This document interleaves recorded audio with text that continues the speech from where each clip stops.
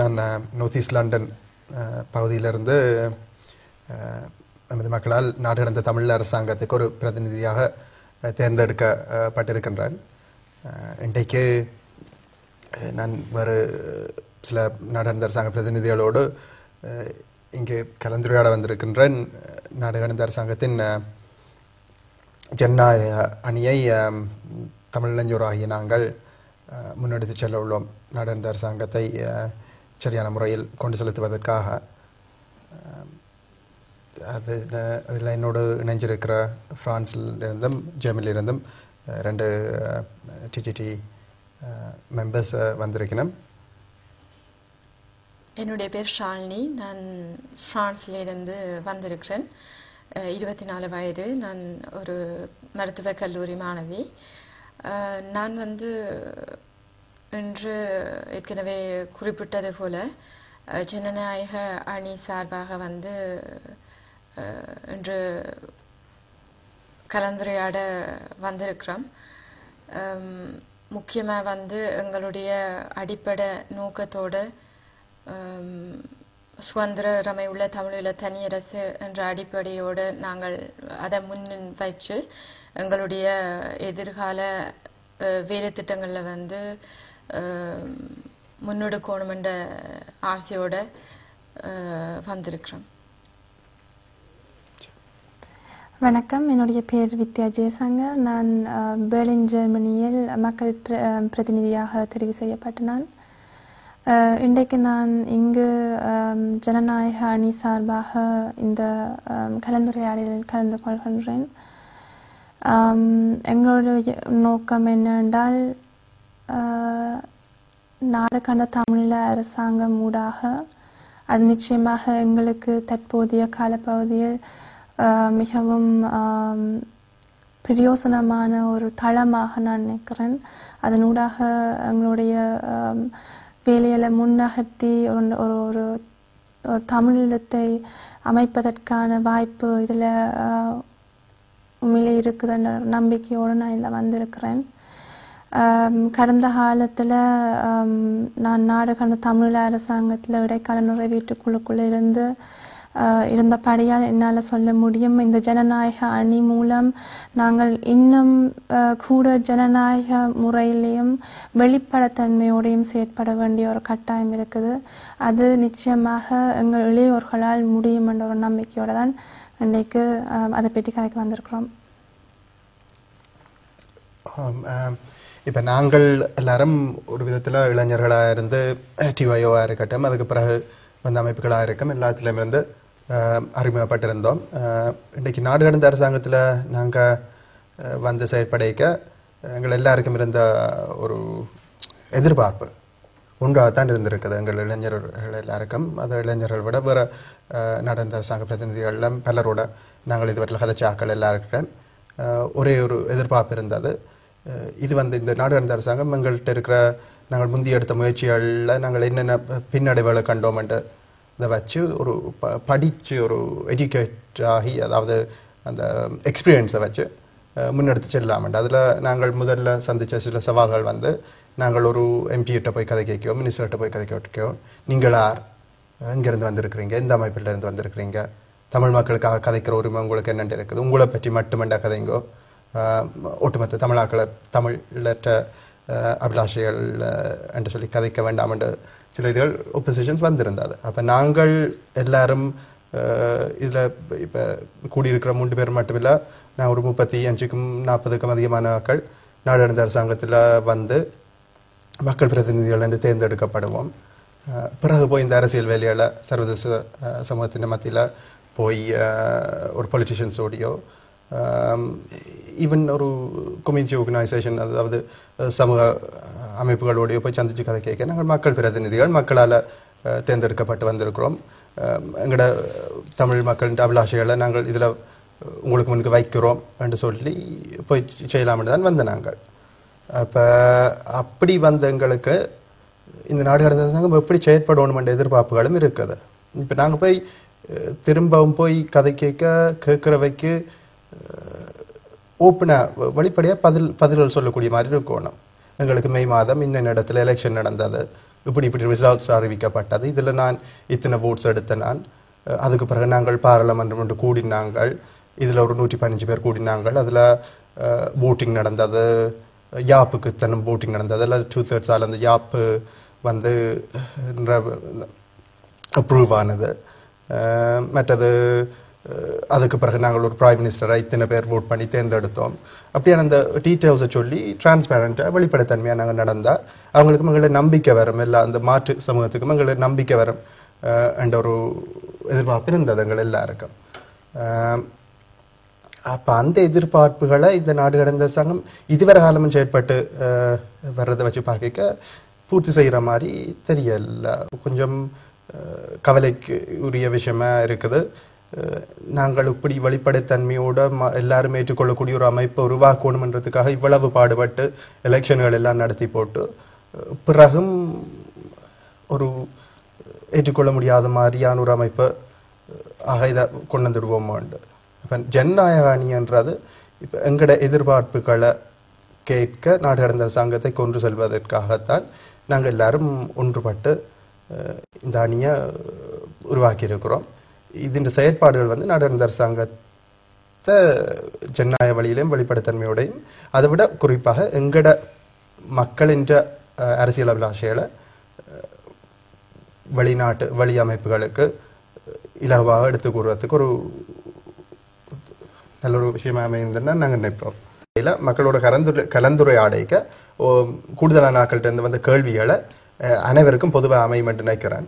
அதில் குறிப்பாக தொடர்ந்து வந்து கொண்டிருக்கிற கேள்விகள் அப்படி இருந்துச்சுன்னா, நீங்கள் நாடு கடந்த அரசாங்கத்துக்கு வழியில் நிற்கிறீங்களா, இல்லை நாடு கடந்த அரசாங்கத்தின் எதிர்கட்சியா, இல்லாட்டி உங்களுக்கு வந்து இன்னொரு நாடு கடந்த அரசாங்கத்தை உருவாக்குறீங்களா, இப்போ ஒற்றுமையாக போகாமல் என்ன இதுக்கே ஒரு பிளவு வருகுது, இந்த மாதிரி கேள்விகள் திரும்ப திரும்ப வருகுது. இப்போ எங்களோட மக்கள் வந்து பெருமளவில் விரும்பாமல் இருக்கிறதும் அந்த ஒற்றுமை இல்லாமைய ஒற்றுமைன்றதுலாம் ஆணித்தலமாக ஒரு ஆசை வச்சோடு எங்களோட மக்களுக்கு நாங்கள் ஒன்றுபட்டாத்தான் வெல்லுவோம் என்ற ஒரு உண்மையை விளங்கி இருக்கிறார்கள் மக்கள். நாங்கள் அனைவரும் விளங்கி இருக்கின்றோம். இப்போ நாடு கடந்த அரசாங்கத்துக்குள்ளுக்கு ஏன் ஜனநாயக அணி ஒன்று ஏன் தேவைப்பட்டது, ஏன் அது இயங்குது அன்னைக்க நாங்கள் இந்த நாடு கடந்த அரசாங்கம் பலப்படணும் என்றதுக்காகத்தான் இன்றைக்கு ஜனநாயக அணியாக செயற்பட நிலைமைக்கு தள்ளப்பட்டிருக்கிறோம். இப்போ நாடு கடந்த அரசாங்கத்தை வளர்க்கிறது, அதை ஒரு ஆரோக்கியமான அமைப்பாக உருவாக்குறது தான் எங்களோட ஒரே ஒரு நோக்கம். ஏன்னா அந்த நாடு கடந்த அரசாங்கம் எங்களோட விடுதலை போராட்டத்தை அடுத்த கட்டத்துக்கு எடுத்து செல்ல கொண்டு போக வேண்டிய ஒரு பெருந்தளம். அந்த தளத்தை பலப்படுத்துகிற வேலையெல்லாம் நாங்கள் ஈடுபட்டிருக்கிறோம். இதுக்கு நாங்கள் நாடு கடந்த அரசாங்கத்துக்கு எதிர்ப்போ வெளியிலேயோ இல்லாட்டி வேறொரு நாடு கடந்த அரசாங்கமோ என்ற கேள்விக்கு இடமே இல்லை. நாடு கடந்த அரசாங்கம் என்றது ஒன்றுதான். அந்த நாடு கடந்த அரசாங்கம் என்ற அந்த அடிப்படையை ஏற்றுக்கொண்டு தான் நாங்கள் இந்த தேர்தலில் வந்து நின்றனாங்க. அப்போ அந்த நாடு கடந்த அரசாங்கத்தின் தேவையை மக்களுக்கு சொல்லித்தான் எங்களுக்கு வாக்களியும் கொண்டு கேட்டு வாக்கு பெற்று இன்றைக்கு உறுப்பினர்களாக வந்திருக்கிறோம். இதுக்குள்ள இருந்தோன்னு நாங்கள் நாடு கடந்த அரசாங்கத்தை எதிர்க்க போறதோ அதை உடைக்க போறதோ இல்லை. நாடு கடந்த அரசாங்கத்தை எதிரி உடைக்க முடியாத அளவுக்கு பலமான ஒரு கட்டமைப்பை உருவாக்குறது தான் எங்களோட முதலாவது நோக்கம். அந்த ஒரு நோக்கத்துக்காகத்தான் நாங்கள் இன்றைக்கு இளைஞர்களாகி நாங்கள் வேறு எங்களை போல சிந்திப்பவர்கள், எங்களை போல நாடு கடந்த அரசாங்கம் மிகவும் பலமானதாக இருக்க வேண்டும் என்று நினைப்பவர்களுடன் சேர்ந்து இயங்கி வருகின்றோம். அப்போ இதில் எங்களுக்கு குறிப்பிட்ட சிலரை எதிர்க்க வேணுமோ இல்லாட்டி குறிப்பிட்ட சிலரை தூக்கி வைக்க வேணுமோ என்ற சிந்தனைக்கு இடமில்லை. எங்களுக்கு முக்கியம் நாடு கடந்த அரசாங்கம் அந்த தலைமை பாவிக்க போகிற எங்களோட போராட்டம். இப்போ பலர் திரும்ப திரும்ப கேட்பினும் சசி நீர் இதை சொல்றீரா இல்லாட்டி வேறு யாரோ சொல்லுறீரா இல்லாட்டி உங்களோட இளைஞர்கள் எல்லாம் வேறு ஆக்களுக்கு சொல்றதை கேட்டுக்கு சொல்றீங்களான்னு. நாங்கள் வேறு ஆக்கள் சொல்றதை கேட்டு சொல்ல வேண்டிய தேவை எங்களுக்கு இல்லை. எங்களுக்கு சுயமா சிந்திக்கிற வேலை இருக்குது. அந்த வேலை இருக்குன்றதை நம்பித்தான் மக்கள் எங்களுக்கு வாக்களிச்சு விட்டுருக்கணும். இளைஞர்கள் வேறொரு தேவைக்குமாக வேறு யார்கிட்டையும் ஒரு தனிப்பட்ட உறவுகளுக்காகவோ அவர் சொல்றதையோ இவர் சொல்றதையோ கேட்டு செய்ய மாட்டினோம். உணர்ச்சி பூர்வமாக விடுதலை போராட்டத்துக்காக செயல்பட வேண்டும் என்ற ஒரு நம்பிக்கையில மக்கள் எங்களுக்கு வாக்களித்து விட்டிருக்கணும். அந்த மக்களை நம்புறவர்கள் எங்களுக்கு இப்படி எங்கள் மேல ஒரு அவதூறுகளை வைக்க மாட்டினோம், நீங்கள் வேறு யாருக்கு சொல்றதை தான் செய்யறீங்கன்னு. இப்போ எனக்கு நம்பிக்கை இருக்குது, என்ன தெரிஞ்ச எங்களோட மக்களுக்கு என்ன நம்பிக்கை இருக்குது. அது மாதிரி எங்களோட ஜனநாயக அணியில் இருக்கிற பல உறுப்பினர்கள் மேல பெரும் ஆயிரக்கணக்கான புலம்பெயர் தமிழர்கள் நம்பிக்கை வச்சிருக்கணும். எங்கள் செயற்பாட்டூடாக நாங்கள் நிச்சயமாக எங்கள் தாயத்தில் வாழ்ற அனைத்து மக்களின் நம்பிக்கைக்கும் நம்பிக்கை உரியவர்களாகவும் நாங்கள் வருவோம் என்று நாங்கள் ஆழமாக நம்புறோம். வந்து உருவாக்குறதுக்கான முக்கியமாக காரணமாக இருந்தது வந்து இப்போ இருக்கிற நாடு கடந்த அரசாங்கத்தின் பிரதிநிதிகளின் செயல்பாடுகள் தான். உங்களுக்கு எல்லாருக்கும் தெரியும், இவ்வளவு தூரம் வந்து குறிப்பிட்ட 30க்கு மேற்பட்ட ஜனநாயக அணியில் இன்றைக்கு இருக்கிறாக்களை வந்து வெளியே எடுக்க முயற்சி செய்த இந்த சூழ்நிலையில தான் நாங்கள் இன்றைக்கு வந்து ஜனநாயக அணியாக வந்து இருக்கிறோம். ஏற்கனவே வித்யா சொன்னது போல இந்த ஜனநாயக அணின்ற முக்கியமான நோக்கம் வந்து இந்த ஜனநாயக வழியில வந்து யாப்பு அமையணுமென்றது தான். இப்போ அந்த யாப்பு ஜனநாயக வழியில அமையுதோ அப்போ எங்களுக்கு வந்து தொடர்ச்சியாக இந்த அணியில இருக்க வேண்டிய கட்டாயம் வந்து வராது. தொடர்ச்சியாக நாங்கள் நாடு கடந்த அரசாங்கத்தோட எங்களுடைய செயல்பாடுகள் வந்து இருக்குமென்றதை வந்து நாங்கள் உறுதியாக உங்களுக்கு சொல்கிறோம். இந்த மாதிரி யாப்பில் என்னால் எங்களால் ஏற்றுக்கொள்ள முடியாமல் இருக்கிற சில விஷயங்கள் என்னவென்றால், இது வந்து இந்த யாப்பு வந்து ஒரு தனிநபரை மையப்படுத்தி வருகிறது. ஒருவரை 115 மெம்பர்ஸ் இருக்கிற இந்த நாடு கடந்த அரசாங்கத்தில் ஒருவர்கிட்ட அதிகாரங்கள் கிட்டத்தட்ட அனைத்து அதிகாரங்களையும் ஒருத்தட்ட கையில் கொண்டு போய் அள்ளி கொடுக்குது. அப்போ அதிகாரத்தில் எனக்கு கொஞ்சம் வேணும், இன்னொரு ஆளு கொஞ்சம் வேணும் என்ற அந்த போட்டி, இந்த அரசியல் என்ற உடனே ஞாபகம் வர போட்டி என்ற இதுக்கு இருக்கா? இல்லை. எங்களுக்கு இருக்கிற அச்சம் என்னென்னா, ஒருத்தட்ட கையில் எல்லா அதிகாரமும் போகிக்க நாங்கள் எல்லாரும் வேற வேற புலத்தில் வாழ்ந்துண்டு வர்றோம். எங்கட மண்ணில் இல்லை, புலத்தில் வாழ்ந்துண்டு வருகிறோம். அந்த சட்டங்களுக்கு கட்டுப்பட்டு வாழ்ந்துண்டு வருகிறோம். இப்போ அந்த ரெசிடென்ஸ் ஆஃப் வேற ஒரு ஃபாரின் ஸ்டேட்ஸ்லாம் இருக்கிறோம். அப்போ அந்த ஒரு நாட்டின் கைக்குள்ள எல்லாம் போயிடுமா என்ற ஒரு அச்சம் இருக்குது. அப்போ நாங்கள் இந்த அதிகாரத்தை 3 பிரிச்சோ 4 பிரிச்சோ இந்த 3-4 பேர் கொண்ட ஒரு குழுவா ஒரு அதிகார் அந்த டொப்பில் போட்டு போமா இருந்தால் இந்த அதிகாரம் வந்து நாடு கடந்த அரசாங்கத்தை கொண்டு செலுத்துகிற வலு வந்து பல கோணர்களை பிரிஞ்சிருக்கும். குளோபலாக பார்த்தா இப்போ உதாரணத்துக்கு ஒரு நாட்டில் தடை செய்யப்பட்ட அப்படியே இந்த நாடு கடந்த அரசாங்கம் இல்லாமல் போகிறதா, இல்லாட்டி ஒரு நாடு ஒரு விதமாக அழுத்தம் கொடுத்தா அந்த ஒரு தனிநபரை பிடிச்சு வச்சோண்டு முற்றுமுழுதாக நாடு கடந்த அரசாங்கம் அந்த பாதையில் தானே போகிறதா ஒரு கேள்வி இருக்குது. அப்போ அதுக்கு நாங்கள் இடமளிக்கக்கூடாது தான் நாங்கள் இளைஞர்கள் விரும்புகிறோம். நாங்கள் வந்து பரவலாக நாங்கள் இருக்கணும், எல்லா நாடுகளோடையும் கதைச்சு எல்லா நாடுகள்டையும் எங்களோட நியாயத்தை சொல்லி அதில் ஏதாவது ஒரு நாடுகளுக்கு ஆதரவாக வருமெண்டு அந்த நாடுகளை இந்த ஆதரவை பெற்றுக்கொள்ளணும் தான் நினைக்கிறோம். இப்போ ஊட்டு நாட்டுக்கிட்டான் எல்லாம் இருக்குதுண்டா இப்போ சில பேர் மற்ற நாடுகள் நினைக்கலாம், உங்கள்கிட்ட அந்த அதிகாரம் இல்லை, நீங்கள் உங்களால் ஒன்றும் செய்ய மேலாது நாடு அந்த அரசாங்கம் இருக்கிறீங்க, அங்கே அந்த நாட்டுக்குள்ளே அந்த கட்டுப்பாட்டுக்குள்ளே தானே இந்த நாடு கடந்த அரசாங்கம் இருக்குதுன்னு சொல்லி அவையாயே எங்களை புறந்தள்ளக்கூடும் வேறு நாடுகள். அப்போ நான் ஒட்டுத்தட்ட கையில் அவர் எந்த நாட்டில் இருக்கிறவராக இருக்கட்டும், யாராக இருக்கட்டும், ஒருவற்ற கையில் ஒட்டுமொத்த அதிகாரத்தை கொடுக்கக்கூடாதுன்னு நினைக்கிறோம். இது புலத்தில் இருக்கிறபடி எங்களோட தாய மண்ணில் இல்லை, புலத்தில் இருக்கிற எல்லாரும் மெம்பர்ஸும் புலத்திலான் இருக்கிறோம். அப்போ வேற ஒரு நாட்டு பிரஜைகிட்ட அனைத்து அதிகாரத்தையும் கொடுக்குறது நல்ல விஷயம் என்று நாங்கள் நினைக்கல. அது முதல் கட்டமாக. இப்போ மாதிரி யாப்பில் பல பல பல பிரச்சனைகள் இருக்குது. இது வந்து ஒரு பொருத்த பிரச்சனையை நான் பார்க்குறேன். இப்போ 2வது பிரச்சனை என்னென்று பார்த்தோம் என்றால், அந்த ஒருத்தர் கையில் எல்லாத்தையும் கொடுத்துட்டு அந்த ஒருவர் யாரென்று தேர்ந்தெடுக்கிறது ஒரு சாதாரண பெரும்பான்மை, அதாவது 50%. இன்னொரு பிரச்சனை என்னென்னா, அந்த சரி ஒரு தனி நபர்கிட்ட எல்லாம் கொடுக்கப்படுதுன்றாலும் அவர் யாரா இருப்பார் என்று தேர்ந்தெடுக்கிறது வந்து ஒரு சிம்பிள் மெஜாரிட்டி, அதாவது 50% +1 ஆட்கள் தேர்ந்தெடுக்கலாம். அதனால் அவரில் ஒரு நம்பிக்கை இல்லாமல் போகுமோ, இல்லாட்டி அவர் பிள்ளையா போகிறாரோ என்றால், அப்படி நடக்குமென்று இல்லை, நடந்தால் அவரை மட்டுப்படுத்துறதுக்கு வந்து இல்லாட்டி வேறு ஒரு ஆளுக்கு அந்த பொறுப்பை கொடுக்குறதுக்கு 3/2 தேவை, 3/2 பெரும்பான்மை தேவை. அப்போ எந்த ஒரு அரசு கட்டமைப்பிலையும் இப்படி யாப்பில் இருக்கிற இல்லை. அப்போ எங்கட நாடு கடந்த அரசாங்கத்தின் மாதிரி யாப்பில் மட்டும்தான் இது இப்படி இருக்குது, இப்படி ஒன்றை போடுபட்டு இருக்குது. ஏனென்று வடிவான விளக்கம் இதுவரையில் எங்களை யாருக்கும் கிடைக்கல.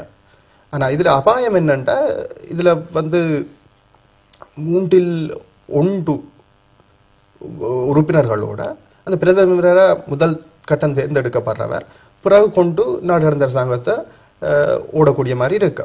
அப்போ நல்லது செஞ்சாரண்டா நல்லது, கெட்டது செஞ்சாரண்டா கூடாதது செஞ்சாரண்டா என்ன செய்ய போகிறோம் நாங்கள்? அப்படியே இவ்வளோ பாடுபட்டு கட்டி அமைச்ச நாடு இருந்த அரசாங்கம் அழிஞ்சு போகிறதா? அதுக்கு அனுமதிக்க போகிறோமா? இல்லை. அப்படின்னா நாங்கள் தொடக்கத்தில் இது இந்த யாப்பை உருவாக்கே யாராவது ஒரு ஆள் பிளவிட்டா அந்த ஆள் இல்லாமல் கூட இந்த நாடு கடந்த அரசாங்கம் தொடர்ந்து செயற்படக்கூடிய ஒரு அமைப்பாக நாங்கள் உருவாக்கணும். அதுக்கு யாப்பில் அந்த பாயிண்ட் மிக முக்கியமாக நாங்கள் கவனிக்க வேண்டிய ஒன்றாக இருக்குது. ஏற்கனவே அந்த முள்ளிவாய்க்காலுக்கு பிறகு உண்மையாகவே நாங்கள் ஒரு அரசியல் வேலைத்திட்டங்களில் இறங்க வேண்டிய ஒரு காலகட்டாயம் வந்திருந்தது. அப்போ மக்கள்கிட்ட வந்து சரியான எதிர்பார்ப்பு என்னட்டையும் கூட சரியான எதிர்பார்ப்புகள் வந்திருந்தது. இந்த நாடு கடந்த அரசாங்கம் வந்து புதுசாக அமையப்பட போகுது, அது வந்து ஏதாவது மக்களுக்கு செய்யும் என்ற நம்பிக்கை வந்து பல்வேறு மக்கள்கிட்ட இருந்தது. அந்த எதிர்பார்ப்பு என்னட்டையும் வந்து கூடுதலாக இருந்தது. அதனால தான் இதடியில் நாங்களும் எங்களுடைய பங்கு ஒரு பக்கம் செய்யணும் என்று தான் நாங்களும் வந்து இதடியில் வந்து வேட்பாளராக இருந்த நாங்கள். நான் பிரான்ஸ் என்ற ரீதியில் வந்து பிரான்ஸில் நடந்த சில குழப்பங்களை வந்து உங்களுக்கு முன்வைக்கணும் என்று ஆசைப்படுறேன். உங்களுக்கு தெரியும், பிரான்ஸில் வந்து பல்வேறு பத்திரிகைகளில் வந்திருக்கும் கூடுதலான ஒரு குழப்ப நிலைக்குள்ளே தான் இந்த தேர்தலே வந்து நடந்தது. எவ்வளவோ கஷ்டங்கள் மத்தியில் மக்கள் பேரவை அங்கே இருக்கிற அமைப்புகள் எல்லாம் ஒன்று சேர்ந்து இந்த தேர்தலுக்கான முழு உதவியும் வந்து நாங்கள் வழங்கியிருந்த நாங்கள். அந்த நேரத்தில் வந்து நான் 93 பகுதியில் வந்து ஒரு வேட்பாளராக நின்று நான் அதில் என்னோட இன்னும் 3 பேர் கூட இருந்தவ. அதே மாதிரி 92 பகுதியிலையும் வந்து இன்னொரு ஆள் மக்கள் பேரவையால் நின்றவர். எல்லாம் தேர்தலும் வந்து நடந்து அதில் வந்து 10,000க்கு மேற்பட்ட மக்கள் வந்து வாக்களித்தவன். அந்த வாக்களித்த போது எனக்கு வந்து 3000க்கு மேற்பட்ட வாக்கள் வந்து கிடைச்சிருந்தது. ஆனாலும் அந்தண்டு வாக்கு எண்ணிக்கையெல்லாம் எண்ணி கூறின பிறகு ஒஃபிஷியலாக அறிவிக்கிறோம் என்று சொல்லி திரும்ப இன்னொரு சந்திப்பை கூட்டி எலெக்ஷன் கமிட்டி இந்த தேர்தலில் வந்து சில குழப்பங்கள் நடந்ததாகவும் நான் நின்ற அந்த டிபார்ட்மெண்ட்டில் வந்து குழப்பங்கள் நடந்ததாக கூறி இன்று வரைக்கும் ஒரு பதில் கூட அளிக்கல. இன்னும் நான் டிஜிடியில் இருக்கிறனோ இல்லையோண்டு. அப்போ இந்த ஒரு சூழ்நிலையில உண்மையாகவே சரியான கேள்விக்குறியான விடயம். மக்கள் கூட ஒவ்வொரு சந்திப்புகளையும் கேட்டுக்கொண்டிருப்பினும் எங்கள்கிட்ட என்ன மாதிரி உங்களுக்கு பதில் எதன் வந்ததோ அல்லது இமெயில் எதன் போட்டவையா, நீங்கள் கதைச்சிருக்கிறீங்களா, ஏதாவது செய்தீங்களா இந்த பிரச்சனையை வந்து முடிக்கிறதுக்கு. நாங்கள் எல்லாம் செய்தும் இன்று வரைக்கும் ஒரு வருடம் ஆகிறது, ஒரு பதிலும் கூட இன்னும் வரையில்லை. அப்போ இந்த ஒரு சூழ்நிலையில் டிஜிடி வந்து முதலாவது அமர்வு 2வது அமர்வு என்று அமர்வுகள் நடந்து கொண்டிருக்கு. அதே நேரங்களில் யூகே என்ற பிரச்சனையை பார்த்தோம்னா அங்கேயும் வந்து பல்வேறு ஆக்கள வாக்குச்சாவடியில் வந்து வாக்கு கூட எண்ணுபடாமல் கூட இருக்கிறது. அப்படியான சூழ்நிலையில் இன்று நாடு கடந்த அரசாங்கம் வந்து 2வது அமர்வில் வந்து யாப்பு பற்றி முடிவுகள் எடுத்து அதுவும் ஒரு குறிப்பிட்ட ஒரு வாக்கள் வித்தியாசங்களில் தான் அந்த முக்கியமான முடிவுகள் வந்து எடுக்கப்படுது. அப்போ எல்லாரும் வந்து உண்மையாகவே அந்த டிஜிடி என்ற முக்கியமான அந்த 115 மெம்பர்ஸ் வந்து வடிவாக இன்னும் ஃபார்ம் பண்ணிடல. எலெக்ட் பண்ணப்பட்டாக்கள்ன்ற சில ரிசல்ட்ஸ்கள் கூட அறிவிக்கப்படாத நேரத்தில் வந்து இப்படியான யாப்புகள் மற்றது முக்கியமான முடிவுகள் வந்து அங்கே எடுக்கப்படுது. அதனால் வந்து பல்வேறு பாதிப்புகள் வந்து எங்களுக்கு இருக்கலாம் எதிர்காலத்தில்.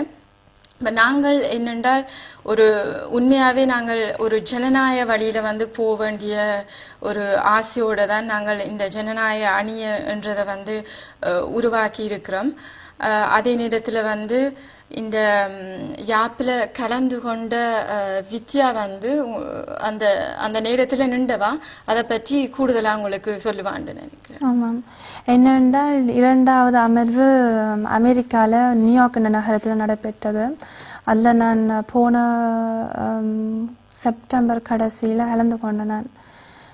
நான் அங்கே என்ன நடந்தது என்றால் இப்போ சொல்லப்படுறது இந்த யாப்பு நிறைவேற்றப்பட்டு மனதாக பிரதிநிதிகளால் ஏற்றுக்கொள்ளப்பட்டதுண்டு. ஆனால் அது உண்மையில் நான் நேரடியாக அங்கே நின்று நான் அந்த யாப்பை வந்து ஒவ்வொரு முடிவுக்கும் ஷாலினி ஏற்கனவே கூறினது போல் கொஞ்சம் வாக்கு வித்தியாசத்தில் தான் ஒவ்வொரு முடிவும் எடுக்கப்பட்டது. அதுக்கு அப்பால் கடைசி அமர்வு 2ஆம் அமர்வுண்ட இறுதி நாள் 3ஆம் நாள் அன்று ப்ராக்சி ஓட்ஸ் வந்து நிராகரிக்கப்பட்டது. அந்த நிலையில் வந்து ஏற்கனவே 115 மெம்பர்ஸ் ஏற்கனவே முதல் திட்டமிட்டபடி 115 உறுப்பினர்கள் தெரிவு செய்யப்படாத ஒரு நிலையில் கலந்து கொண்டது 80 மெம்பர்ஸ் தான் இந்த 2ஆம் அமர்வில். அதில் கூட ப்ராக்சி ஓட்ஸ், அதாவது கலந்து கொள்ள முடியாத பிரதிநிதிகள ப்ராக்சிஸ் கடைசி நாள் நிராகரிக்கப்பட்டபடியால் என்னை பொறுத்தவரையில் இந்த யாப்பு இவையில் கதைச்சு முடிவெடுத்த யாப்பு நாடு கடந்த தமிழ் அரசாங்கத்தால் முடிவெடுத்து எழுதப்பட்ட யாப்புன்னு சொல்ல முடியாது. அடுத்தது என்னென்றால் ஏற்கனவே கூறினது போல் இந்த யாப்பிலையும் சில பிரச்சனைகள் அங்கே நடந்ததால் 38 பிரதிநிதிகள் அந்த அமர்விலிருந்து வெளியேறி இருக்கணும்.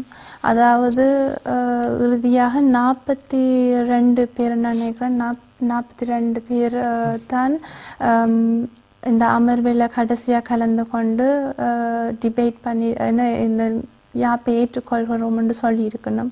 ஆனால் அது வந்து உத்தியோகபூர்வமாக ஏற்றுக்கொள்ளப்படாது. என்னண்டா இப்போ நாங்கள் எல்லாரும் நாங்கள் 3 பேரும் ஏனிய சென்னாய அணியில் இருக்கிற உறுப்பினர்களும் சொல்றது வந்து இந்த யாப்பை நாங்கள் ஏற்றுக்கொள்கிறோம் இல்லைன்றதுக்கு அப்பால் இந்த யாப்பு ஏற்றுக்கொள்ளப்பட்ட விதத்தை ஏனியவர்கள் ஏற்றுக்கொள்வார்களா? எங்களுடைய யாப்பை வச்சு தான் எங்களை மதிப்பிட போறார்கள், எங்களை கணக்கிட போறார்கள்.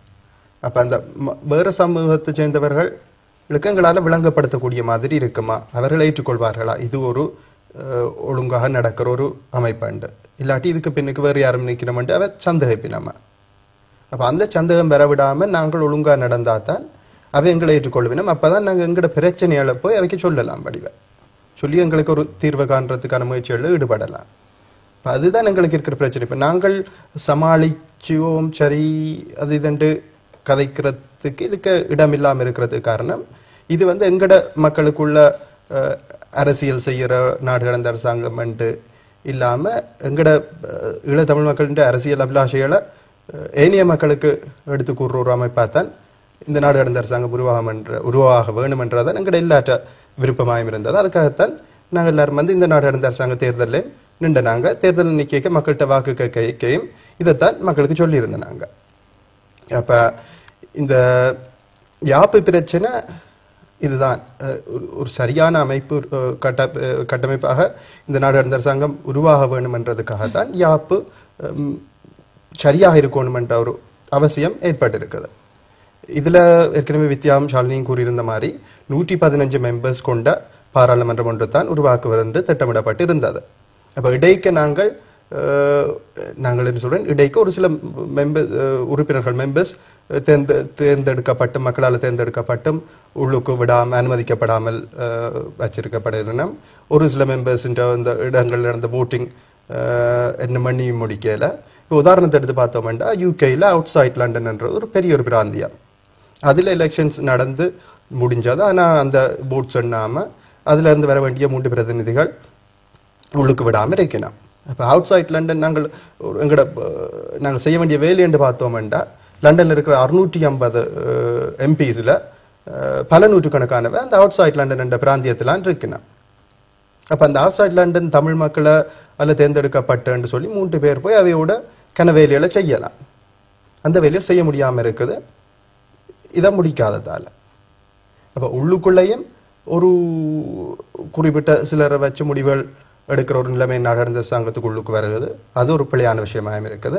2வது, நாடாளுமன்ற அரசாங்கம் என்ற அமைப்பு முழுமை பெற்றால் அது எவ்வளவு வேலை செய்யலாமோ அந்த வேலையிலும் செய்ய முடியாமலும் இருக்கு. இந்த அரைவாசியில் அந்த உறுப்பினர்கள் எண்ணிக்கை அரைவாசியோ 85 100 உண்டு அந்த உறுப்பினர்கள் எண்ணிக்கையை வச்சிருக்கிறது அல்ல அதை முழு பெறாமல் வச்சிருக்கிறது. இப்போ ஒரு ஓராண்டு ஆகிட்டது.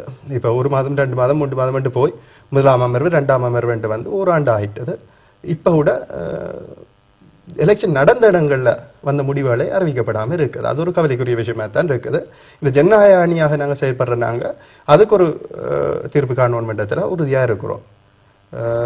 எலெக்ஷன் நடந்த இடங்கள்ல இருந்து தெரிவு செய்யப்பட்ட உறுப்பினர்கள் உள்வாங்கப்படுவார்கள். அதே மாதிரி எலெக்ஷன் நடந்து எண்ணப்படாத இடங்கள்ல வாக்கள் எண்ணப்படும். மற்ற எலெக்ஷன் நடக்காம கூட இருக்கிற சில தமிழர்கள் பெருமளவில் வாழ்ற இடங்கள்ல கூட எலெக்ஷன் நடக்காம இருக்குது. அந்த இடங்கள்ல எலெக்ஷன்கள் நடந்து அங்கே இருந்து பிரதிநிதிகள் வரணும். அந்த தமிழ் மக்களை குரல்களும் நாடாளுமன்ற சங்கத்தில் ஒழிக்கணும். அதே வேளை அந்தந்த ஏரியாக்களையும் எங்களோட பிரச்சனை வர சமூகத்தினரை போய் சென்றடையணும். இப்போ அதே நேரத்தில் வந்து நாங்கள் இளையோர் உண்மையாகவே வந்து இந்த ஒரு குறிப்பிட்ட காலத்தில் தலைவர் ஏற்கனவே சொன்னது போல இனி வந்து இளையோர்கிட்ட தான் அடுத்த போராட்டம் வந்து கையளிக்கப்பட்டிருக்கு. இப்போ நாங்கள் தான் முன்னுக்கு நின்று இனி செய்ய வேண்டிய ஒரு சூழ்நிலையில் வந்து நாங்கள் இருக்கிறோம். கூடுதலாக வந்து நாங்கள் மொழியாழ்மை பெற்றாக்கள், மற்றது ஏற்கனவே வந்து முந்தி கால பகுதியில் வந்து ஒரு அரசியல் வேலை திட்டங்கள்லையோ முக்கியமான எம்பிமார் சந்திக்கிறதுலையோ அல்லாட்டில் எம்இபிஸில் புருக்செல்ல ஸ்ட்ராஸ்பூரில் சந்திக்கிற அந்த சந்திப்புகளில் வந்து நாங்கள் ஏற்கனவே ஈடுபட்டிருக்கிறோம். ஜேர்னலிஸ்ட் மேலே கன பேரை சந்திச்சு கழிச்சிருக்கிறோம். இப்படியான வேலை திட்டங்கள் வந்து ஏற்கனவே செய்திருக்கிறோம். அந்த ஒரு எக்ஸ்பீரியன்ஸை வச்சும் மற்றது அதே நேரத்தில் வந்து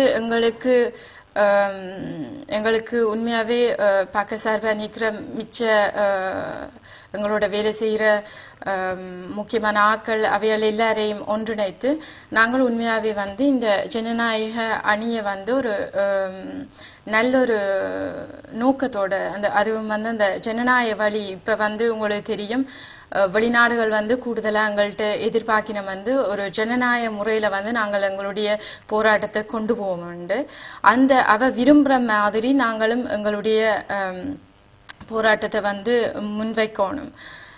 உங்களுக்கு நீங்கள் பார்த்திருப்பீங்கள், நாங்கள் உண்மையாகவே வந்து எங்களுடைய அடிப்படை அபிலாசை வந்து சுதந்திரமை உள்ள தமிழீழ தனியரசு தான். ஆனாலும் அந்த வட்டுக்கோட்டை தீர்மானம் என்று தேர்தல்கள் வந்து பல்வேறு நாடுகளில் நடைபெற்றது. அதில் சில பேர் வந்து குறிப்பிட்ட ஆக்கள் அந்த டிஜிடியில் இப்போ முக்கியமாக மெம்பர்ஸாக இருக்கிற ஆக்கள் வந்து வெளிப்படையாகவே அந்த தேர்தலுக்கு எதிராக வந்து சில பிரச்சாரங்கள் மற்றது சில வேலைப்பாடுகள் வந்து செய்திருக்கிறோம். அதுகளை வச்சு பார்க்கும்போது உண்மையாகவே எங்களுக்கு இன்றைக்கு உண்மையாகவே அவன் உள்நோக்கங்கள் வந்து வடிவாக விளங்கவில்லை. என்ன நோக்கத்தோட வந்து இந்த மாதிரி வந்து செயற்படினம் என்ற இதுகள் எல்லாம் வந்து ஒரு கேள்விக்குறியாகவே எங்களுக்கு இருக்கு. நாங்கள் சேர்ந்திருக்கிறது வந்து உண்மையாகவே ஒரு அடிப்படை காரணம் வந்து இந்த அரசியல் தமிழ் மக்களோட அரசியல் அபிலாசை அதை நிறைவேற்றணும் என்ற ஒரு முக்கிய இதை வச்சுக்கொண்டுதான் நாங்கள் எல்லாரும் ஒரு குறிப்பிட்ட டிஜிடி மெம்பர்ஸ் வந்து ஒன்றிணைந்திருக்கிறோம் இந்த ஜனநாயக அணி என்ற ஒரு இதுக்கு கீழே. அப்போ அதில் வந்து ஒன்று ஆணை மையம் என்று குறிப்பிட்ட 9 பேர் ஒவ்வொரு நாடுகளில் வந்து தெரிவு செய்யப்பட்டிருக்கிறோம் எங்களுக்குள்ள.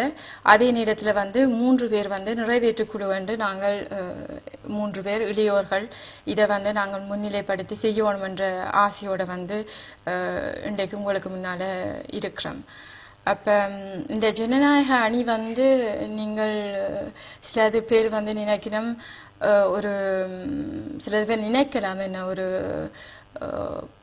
பொலிட்டிக்கல் ஒப்போசிஷன் பார்ட்டி மாதிரி இது ஃபங்க்ஷன் பண்ண போதா இல்லாட்டி என்ன மாதிரி ஃபங்க்ஷன் பண்ண போதான்னு சில கேள்விகள் வந்து கனவேறிட்டு இருக்கலாம். அது என்னென்றால் பொதுவாக வந்து உண்மையிலேயே எங்களோட உறுப்பினர்கள் நாடுகளின் தமிழ் அரசாங்க உறுப்பினர்களில்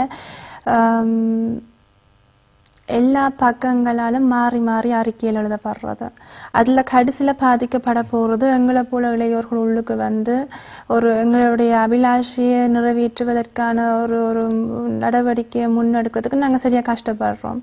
அப்போ இதை முதல் ஸ்டாப் பண்ணணும். அந்த மாறி மாறி அறிக்கையில் எழுதுறது எல்லா பக்கத்தாலையும். அது எங்களை ஒரு நாளும் எங்கள் வேலை திட்டத்தை முன்னகர்த்தாது. என்னை பொறுத்தவரையில் எங்களை இளையோர்களை பொறுத்தவரையில் நாங்கள் கதைக்குள்ளேயும் பார்க்க செயற்பட தான் கூட விரும்புகிறோம். அந்த வகையில் இந்த ஜனநாயக அணி ஒரு பலமான அணியாக இயங்கும் என்ற ஒரு நம்பிக்கை எங்களுக்கு இருக்குது. நாங்கள் அதுக்காக இப்போ நாடுக்கான தமிழ் அரசாங்கத்திலேருந்து பிரிஞ்சு போகணும் அல்லது பிரிய போகிறோம் இல்லை எதிர்த்து கொண்டிருக்கிறோம்ன்றது எங்களுடைய நோக்கம் இல்லை. எங்களுடைய நோக்கம் இன்றைக்கு நாடுக்கான தமிழ் அரசாங்கத்தால் எந்த வேலைத்திட்டம் பிரயோசனமான வேலைத்திட்டம் முன்னெடுக்கப்படைக்க நிச்சயமாக நாங்களும் பக்க பலமானண்டு அதுக்கான வேலைத்திட்டங்களோ நடவடிக்கைகள் முன்னெடுப்போம் நிச்சயமாக. ஆனால் அதே நேரம் இந்த அறிக்கையில் தவிர்க்கிறதுக்காகவும் மற்றது எங்களுக்கும் ஒவ்வொரு நாங்கள் யூத்னு படிய எங்களுக்கும் ஒரு டைனமிக்காக சில ஐடியாஸ் இருக்கும். அதை நாங்கள் எங்களுக்குள்ளே பகிர்ந்து கொண்டு அதை செயற்படுறதுக்கும் சுகமாக இருக்கும், இலகுவாக இருக்கும். அதை ஆதரிக்கிற ஆக்களும் எங்கள் அணிக்குள்ளே இணைந்து கொள்ள வேணும். அதான் எங்களுடைய நோக்கம். வழியாக எதிர்க்கிறதோ அல்லது பிரிஞ்சு போகிறதோ எங்களுடைய நோக்கம் இல்லை இதில். நிச்சயமாக. என்னென்றால் நாங்கள் திரும்பவும் சொல்ல வேண்டியிருக்கிற விஷயம், நாங்கள் வந்து எதிர்கட்சி அல்ல, எதிர்க்க வேண்டும் என்றதுக்காக எதிர்த்து கொண்டிருக்க போறவர்கள் அல்ல. அதேவேளை பிரிஞ்சு போகிறதோ இல்லாட்டி எங்களை வழியில போறதோ இல்லாட்டி வழியில அனுப்புறதுக்கு அனுமதிக்க போறவர்களோ இல்லை. என்னடா எங்களை மக்கள் நம்பி இளைஞர்களும் நம்பி விட்டிருக்கிறார்கள். இந்த நாடு கடந்த அரசாங்கத்துக்குள்ளுக்கு போங்கோ, இதுல செய்ய வேண்டிய வேலைகளை வடிவா முன்னெடுத்து செல்லுங்கோன்னு சொல்லி நம்பி வந்து ஒரு நாள் வாக்களித்து எங்களை விட்டிருக்கிறார்கள். அப்போ அந்த மக்களுக்காக நாங்கள் பிரிந்து போக மாட்டோம். எங்களை பிரித்து அனுப்பவோ இல்லை வழியில் அனுப்பவோ அனுமதிக்கவும் மாட்டோம். நாங்கள் தொடர்ச்சியாக நாடு கடந்த அரசாங்கத்திலிருந்து நாடு கடந்த அரசாங்கத்தை வளர்ப்பதற்காக முழு முயற்சியை எடுப்போம். அப்போ அந்த முழு முயற்சியில தான் நாங்கள் ஜாப்பு சரியா இருக்க வேணும் என்று சொல்றது எல்லாம். நாடு கடந்த அரசாங்கம் நல்லொரு கட்டமைப்பு நல்லொரு அமைப்பாக வளர்ந்து வர வேணும். இது தொடர்ச்சியாக ஒழுங்காக செயற்பட்டு கொண்டிருக்கணும். அதை விட எங்களோட வேலை திட்டங்களும் இலகுவாக வேணும். இப்போ நாடு அரசாங்கம் ஒழுங்காக செயற்படுதுன்னா நாங்கள் வேலை திட்டங்களை முன்னெடுத்து செய்ய வழி கிடைக்க எங்களுக்கு இலகுவாக இருக்கும். இப்போ நாங்கள் மறைமுகத்தோட சமாளித்து நடக்க வழிக்கிட்டு சில இது ஒழிப்பு முறை வேண்டும் போகணும்னா சில கதவுகள் எங்களுக்கு மூடப்பட்டுடும். இப்போ நாங்கள் வெளிப்படைத்தன்மையோட வடிவ ஒழுங்காக செய்வோமாக இருந்தால் பல கதவுகள் எங்களுக்கு துறக்கப்படும். அது EU பார்லிமெண்ட்லையும் இருக்கட்டும், உங்களோட நாடுகளில் ஒவ்வொரு நாட்டில் இருக்கிற பார்லிமெண்ட்ஸ்லையும் இருக்குது, UN எல்லா இதுலையும் எங்களுக்கு பல கதவுகள் துறக்கப்படும். எங்களோட வேலை திட்டங்கள் இலவாக நாங்கள் முன்னெடுக்கலாம். அப்போ இந்த ஜனநாயக அணி என்றது ஜனநாயக முறையில் நாடு கடந்த அரசாங்கத்தை கொண்டு செலுத்துவதற்கான முழு முயற்சி எடுக்கும். அதே வேலை திட்டங்களையும் முன்னெடுக்கும். ஏண்டா வேலை திட்டங்களையும் நாங்கள் வேலைகளையும் செய்ய வேண்டும். ஏண்டா வேலை செய்ய வேண்டிய அவசிய தேவை இருக்குது. பொலிட்டிக்கல் வேலை, மற்ற லீகல் வேலை செய்ய வேண்டி இருக்குது. வர சோஷியோ எக்கனாமிக் இந்த வெல்ஃபேர் வேலைகளும் கணக்கு செய்ய வேண்டியிருக்கு. நலம்புரி வேலைகளுக்கான வழியமைப்புகள் செய்ய வேண்டியிருக்கு. அதை விட பெரும்பாலான மக்கள் எதிர்பார்க்கிறது அந்த ஜெனசாய்ட் அண்டு எங்கள் மக்களுக்கு எதிராக நடந்து கொண்டு இருக்குது. அப்போ அந்த ஜெனசாய்டை ப்ரூவ் பண்ணுறதுக்கும் அதை மற்ற நாடுகளை ஏற்றுக்கொள்ள வைக்கிறதுக்கும் UN எல்லாம் தமிழ் மக்களுக்கு எதிராக ஒரு இனஅழிப்பு நடவடிக்கையில் சிங்கள தேசம் ஈடுபட்டிருக்கின்றதை ஏற்றுக்கொள்ள வைக்கிறதுக்காக வேண்டும் என்று விரும்புகிறோம். அப்போ அதைத்தான் நாங்களும் விரும்புகிறோம், மக்களும் விரும்புகிறோம். இது நாங்கள் என்னென்னு செய்ய போகிறோம் என்றதுக்கு அதை செய்கிறதுக்கு ஒரு தலைமையாக தான் நாடு கடந்த அரசாங்கத்தை நாங்கள் பார்த்து நாங்கள் அப்போ இந்த நாடு கடந்த அரசாங்கத்தில் வந்துவிட்டோம். இனி நாடு கடந்த அரசாங்கத்தை சரிப்படுத்தி வடிவாக கொண்டு போகிற அதே சம நேரத்தில் நாங்கள் வேலை திட்டங்களை நிச்சயமாக முன்னெடுப்போம். அதே நேரத்தில் நாங்களும் உண்மையாகவே நான் தொடக்கத்தில் எதிர்பார்த்தது ஒன்று, நாடு கடந்த அரசாங்கம் என்று சொல்லும் போது ஒரு இன்டர்நேஷனல் ரீதியாக வேலை திட்டங்கள் செய்ய போயினோம் என்றும், மற்றது ஏற்கனவே சில நாடுகளில் அமைப்புகள் சில அரசியல் வேலை திட்டங்கள் செய்து கொண்டுதான் இருக்கணும். அவைகளோட சேர்ந்து சில வேலைகளை நாடு கடந்த அரசாங்கம் சுலபமாக செய்யலாம். சில சந்திப்புகள் ஏற்கனவே நடந்து கொண்டுதான் இருக்கு. சிலது பேர் பொலிட்டிக்கல் வேலையை முழுமையாக செய்து கொண்டுதான் இருக்கணும். சிலது பேர் ஹியூமனிடேரியன் வேலைகளை செய்து கொண்டுதான் இருக்கணும். இப்படியான ஒரு கனெக்ஷன்ஸ் உருவாக்கி ஒவ்வொரு நாடுகள்லையும் அந்த அங்க உள்ளூர் அமைப்புகளோட சேர்ந்து வேலை செய்தால் வந்து நாடு கடந்த அரசாங்கம் நல்ல ஈஸியாக சில வேலைகளை வந்து செய்து கொண்டு இருக்கலாம் என்றதான் என்னுடைய கருத்து. தொடக்கத்தில் அதைத்தான் அப்படித்தான் வரும் என்றதைத்தான் நாங்கள் உண்மையாவே எதிர்பார்த்து நாங்கள். அப்ப ஆனால் கடைசி காலங்களில் பார்த்தால் அவை இந்த வேலை திட்டங்களை பார்த்தால் உண்மையாவே பிரான்ஸை பொறுத்த அளவில் இன்னும் நாடு கடந்த அரசாங்கம் இன்னும் வேலை திட்டங்கள் ஒன்றும் செய்ய தொடங்கவில்லை. ஆனாலும் நாங்கள் எதிர்பார்த்து கொண்டுதான் இருக்கிறோம். அந்த லிங்க்ஸ்கள் வந்து உருவாக வேண்டும், மற்றது எல்லாரும் சேர்ந்துதான் வேலை செய்யணும் என்ற கருத்துக்களில் வந்து நாங்கள் உறுதியாக தான் இருக்கிறோம். அப்போ உண்மையாகவே சொல்ல போனால் ஒரு 2-3 மெம்பர்ஸ் வந்து இன்டர்நேஷ்னல் வேலைகளை வந்து செய்யறாது. ஒரு நாட்டில் வந்து எவ்வளவோ பேரை சந்திக்க வேண்டி இருக்கு. எம்பிஸ்ன்றா ஒரு நாட்டில் எவ்வளவோ 100க்கு மேற்பட்ட எம்பிஸ் சந்திக்க வேண்டி இருக்கு. அதே மாதிரி எம்இபிஸும் வந்து 600க்கு மேலே இருக்கு. அப்படியான எண்ணிக்கை இருக்கிறதுனால நாங்கள் அந்த உள்ளூர் அமைப்புகளோட சேர்ந்து சுலபமாக வேலை திட்டங்களை முன்வைக்கலாம் என்றதான் என்னுடைய கருத்து. நாங்களும் அதைத்தான் செய்யணும் என்று நாங்கள் சேர்ந்து செயல்படணும் என்றதை வந்து நாங்கள் இதில் முன்வைக்கிறோம். உங்களுக்கு நிச்சயமாக இந்த ஏற்கனவே சொன்னது போல் நாடு கடந்த தமிழீழ அரசாங்கம் தான் இப்போதைக்கு எங்களுக்கு ஒரு முக்கியமான தளம். ஒரே ஒரு தளமாகத்தான் நாங்கள் இப்போ கருதுகிறோம் இது ஜனநாயக முறையில் ஒரு தமிழீழத்தை அடையிறதுக்கு. அதெல்லாம் நிச்சயமாக எங்களை தெரிவு செய்த மக்களை நாங்கள் ஏமாற்றாமல் நிச்சயமாக வெளிப்படத்தன்மையோடையும் உண்மையிலேயே ஜனநாயகம் என்று வாயளவில் சொல்லாமல் உண்மையிலேயே ஜனநாயக முறையில் வேலை திட்டங்களை முன்னெடுப்போம் என்றதை நாங்கள் இந்த இடத்துல உறுதி கூற விரும்புகின்றோம். ஏனென்றா இப்போ நாங்கள் ஜனநாயக முறையில் செயற்படைக்க அதை விட ஒவ்வொரு நாட்டிலையும் மக்களவைகள் என்று சொல்லி ஜனநாயக முறையில் தேர்வு செய்யப்பட்ட அமைப்புகளும் இருக்குது. கனடாவில் இருக்கணும், பிரான்ஸில் இருக்கணும், அப்படி ஒவ்வொரு நாட்டிலும் இருக்கணும். இப்போ நாங்கள் இளைஞர்கள் என்ற முறையில் எங்கள்கிட்ட இன்னொரு பாசிட்டிவ் சைட்டாக நாங்கள் எல்லாரும் இதில் 3 பேரும் வேறு எல்லாரும் நாங்கள் பார்த்த விஷயம் வந்து நாங்கள் மற்ற அமைப்புகளுடன் தொடர்பில் இருக்கிறோம். தொடர்பில் அந்த அமைப்புகளுடன் வேலை செய்கிறோம். இப்போ ஒவ்வொரு நாட்டிலும் இருக்கிற அமைப்புகளை ஒருங்கிணைக்கிற கூட்டுற இதில் கூட நாங்கள் இதுவரையில் ஈடுபட்டிருக்கிறோம். இப்போ கனடாவில் இருக்கிற மக்களவை இருக்குது, பிரித்தானியாவில் பிடிஎஃப் இருக்குது, பிரான்ஸில் மக்களவை இருக்குது, நோர்வேயில் இருக்குது, அப்படி ஆஸ்திரேலியாவில் வேறு HEC என்ற அமைப்பு இருக்குது. இப்போ நாங்கள் இளைஞர்கள் ஜனநாயகம் அணியில் இருக்கிற நாங்கள் வந்து கனடா தொடக்கம் ஆஸ்திரேலியா நியூசிலாந்து வரைக்கும் தொடர்பில் இருக்கிறோம். ஒவ்வொரு நாளும் கூட இப்போ கடந்த சில வாரங்களாக ஒவ்வொரு நாளும் கூட தொடர்பில் இருக்கிறோம். இப்போ அந்த தொடர்புகளை ஊடாக நாங்கள் சர்வதேச ரீதியாக ஒரே வேலை திட்டங்களை முன்னெடுக்க அந்த டூப்ளிகேஷன் என்று சொல்லி நாங்கள் செய்கிற வேலையை இன்னொரு நாட்டிலையும் திரும்ப போட்டு கொஞ்சம் நேரத்தை செலவழிச்சு செய்யாமல் நாங்கள் அந்த டூப்ளிகேஷன் எல்லாம் குறைச்சி கொண்டு ஒருங்கிணைச்சு உலகளாவிய ரீதியில் எங்களோட வேலை திட்டங்களை முன்னெடுக்கிறதுக்கு இலவாக இருக்குது. நாங்கள் எங்களோட இந்த ஈகோ அது தண்டு வராமல் நாங்கள் எந்த அமைப்பிலையும் போய் மக்களுக்காக நாட்டுக்காக செய்யணும் பண்ணிக்க செய்கிறோம். பிடிஎஃப்லையும் செய்கிறோம், மக்களவையிலையும் செய்கிறோம், டிஒய்ஓலையும் செய்கிறோம், எல்லா அமைப்பிலையும் போய் செய்கிறோம். இப்போ நாங்கள் எல்லா அமைப்புகளோடையும் ஒரு நல்ல உணர்வில் இருக்கிறோம், நல்ல ஒரு அண்டர்ஸ்டாண்டிங்கோடையும் உடன்பாடோடையும் இருக்கிறோம். அப்போ எல்லாரும் இணைச்சு உலகளாவிய ரீதியில் நாங்கள் எங்களோட போராட்டத்தை முன்னெடுத்து செல்கிற கூடியாக்களாகத்தான் இன்றைக்கு நாடு கடந்த அரசாங்கத்தின் ஜனநாயக அணி இருக்குது. இப்போ நாடு கடந்த அரசாங்கத்தையும் வளர்த்து நாடு கடந்த அரசாங்கம் ஊடாக அனைத்து அமைப்புகளையும் வளர்த்து அனைவரும் ஒன்றாக செயற்படுவோம், ஒன்றாக எங்களோட போராட்டத்தை முன்னெடுத்து செல்வோம். மாதிரி யாப்பு என்று முன்வைத்த